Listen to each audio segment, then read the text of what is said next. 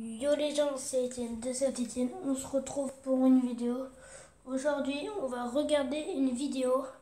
Et comme vous pouvez voir, je crois au titre, moi je vais vous laisser en fait. Que vous allez bien après ce match cruel, mais ce match complètement dingue. Quel match incroyable, quel scénario incroyable et quelle Ligue des Champions incroyable. Oui, on peut dire cette année, la Ligue des Champions est totalement folle et que ça fait du bien, que ça fait plaisir. On te l'a retourné la semaine dernière de Ronaldo, la remontada de la Roma mardi. Et ce soir, le Real Madrid, Juventus de Turin avec un scénario complètement fou.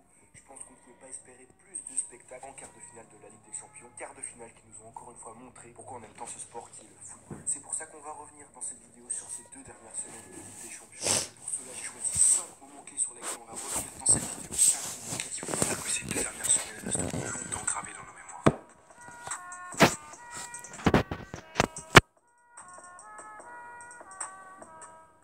Premier moment fort, vous en doutez, la retournée de Ronaldo au match aller Juventus de Turin, Real Madrid, et l'attitude du public italien, pourtant si souvent critiqué, qui va applaudir tout simplement le chef-d'œuvre de Ronaldo.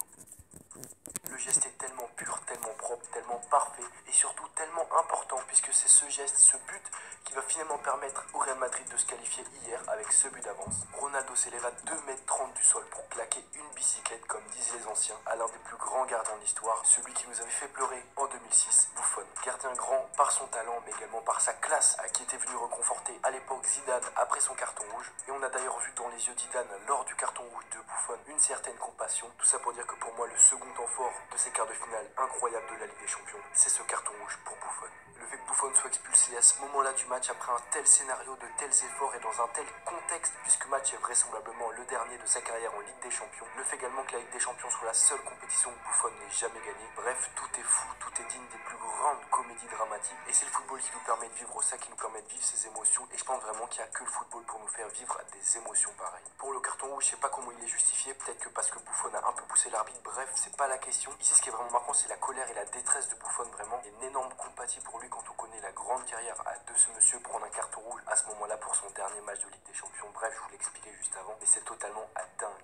Le troisième temps fort selon moi, c'est tout simplement l'opposition aller mais également retour entre le Barça et la Roma. Là, c'était impossible pour moi de choisir un moment en particulier, tout a été fou. Le match allait avec 2 buts contre leur camp des Romains, dont un but de Manolas. Manolas qui devient finalement 7 jours après un héros en marquant le 3e but, celui de la qualif, avec sa tête magnifiquement croisée. Ce que je trouve encore plus fou, c'est que tout le monde était vraiment à des années-lumière de voir la Roma se qualifier. Éliminé l'année dernière par Lyon en Europa League et maltraité au match aller. Vraiment, j'aurais pas misé une pièce sur eux. Et pourtant, mentalement, ils ont su retourner la rencontre. Dans le jeu, ils ont été excellents. Le match a été complètement fou, l'ambiance également. Et je pense que ces 2 matchs resteront longtemps gravés dans nos mémoires.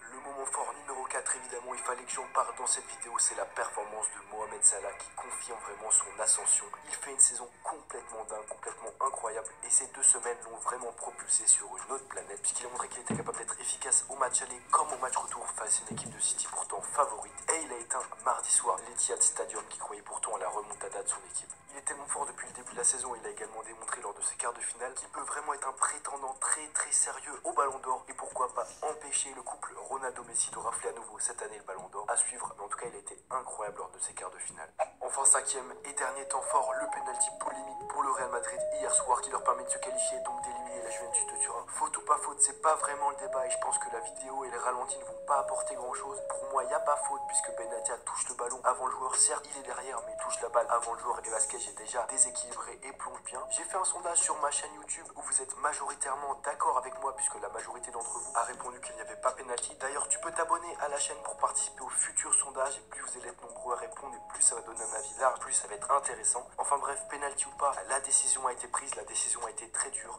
surtout dans le contexte où elle a été prise et ce qu'elle représentait puisqu'elle éliminait quasiment directement la Juve, surtout quand c'est Cristiano Ronaldo qui tire les penalties. Donc évidemment que je l'ai mis dans les moments forts de ces quarts de finale.